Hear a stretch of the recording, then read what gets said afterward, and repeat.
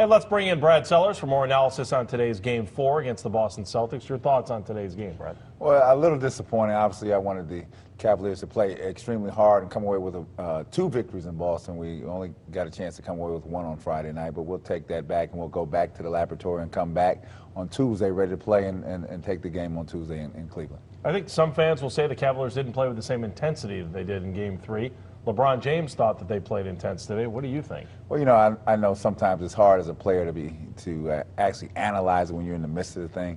Obviously, they did not play with the sense of urgency that I think that the entire city of Cleveland thinks that they needed to have played with, or as I listed some of the analysts like Steve Smith on TV, him thinking that as well. So obviously, you got 2 days to reflect on it, come back. Got to go back to your initial game plan of a lot of LeBron James, a lot of Shaquille O'Neal down the stretch and see what happens and see if we put us in a better position. LeBron was asked at the end of the game about Shaquille O'Neal and why he wasn't being played when he did have 5 fouls at the end of the game. What would you have done? Well, you know, Shaq was going well. He was going extremely well, and I just have to think that Mike Brown may have gotten lost in just the moment of the game. Obviously, Shaq had 17 points, probably his best performance since he had been out of the lineup for 2 months.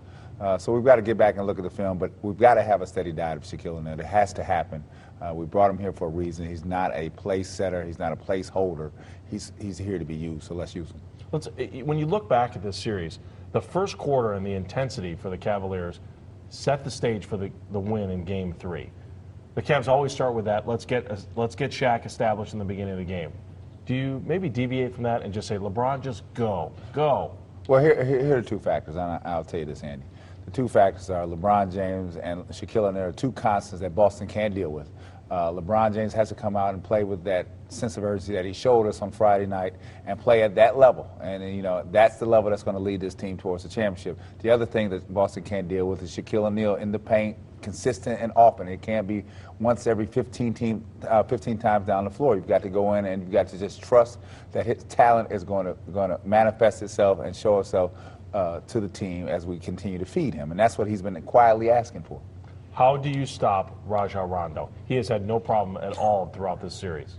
Well, Rondo's had a great 4-game series so far. It's tough. I mean, he's a tough player. He has been tough all season long.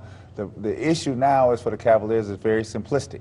Someone of the 12 players that they have activated is going to have to take the challenge and say, you know what, I'm going to accept that challenge. I'm going to be the person. He's not going to give me 29, 18, and 13. It's just not going to happen. He may give me 15 and 10, but it won't be 29, 18, and 13 because when he's going like that, you see the stat line like that, it means instant death for the Cleveland Cavaliers. LeBron James was asked after the game if he would like a shot at playing D against Rondo. He said, sure, of course. Oh, no question. I got to think that LeBron thinks that he can step up and play to that level. I'm sure he has done it on numerous occasions. But when you do it, you are not going to be able to play Mo Williams and Delonte West at the same time. This game is a game of matchups for the moment. And in matchups for the moment, somebody can come out. So if it's Mo Williams and he's got to come out and we play big with LeBron and Anthony Parker and Delonte, then so be it. That's what we do. But we've got to do whatever it takes to win these 2 out of these next 3 games. Explain to the fans that want to see Zydrunas Ilgauskas play why he's not playing and why it appears that Leon Powe seems to be ahead of him on the depth chart right now. You know, the issue is that you have a lot of depth on this team.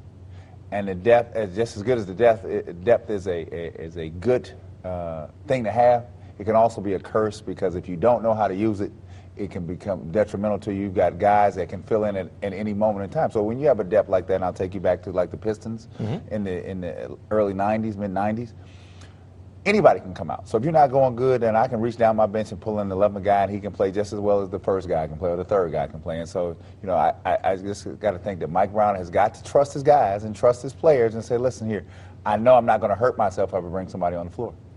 So that said, if you had to grade Mike Brown in the series so far through 4 games, how would you grade him? Well, Mike's doing a decent job. He's got a B by me. He does have a B by me. Is there room for improvement? No question.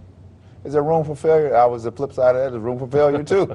But, you know, so far we're 2-2 in this thing, and I got to think that we're in a good position. I said at the beginning of it, we were going to be 6 or 7 games to beat the Celtics, and I still haven't figured that way. But we've got to mind our P's and Q's because it's do or die time now. All right, last question for you. Advice to win the next game, to win Game 5. Here it is. 3 things, real simple. We're going to LeBron James, LeBron James, LeBron James, Shaquille O'Neal, Shaquille O'Neal, Shaquille O'Neal. And somebody of these other 12, you're going to step up and stop Rajon Rondo. He can't have a night like he's had on the 2 nights he's killed us. So that's 7 or 3? Well, it's 3 because I'm three going times 3 3 times 3 and 3 plus times 3. I got you. That's my kind of math. All right, Brad, thanks for joining us. We appreciate it. Thank you.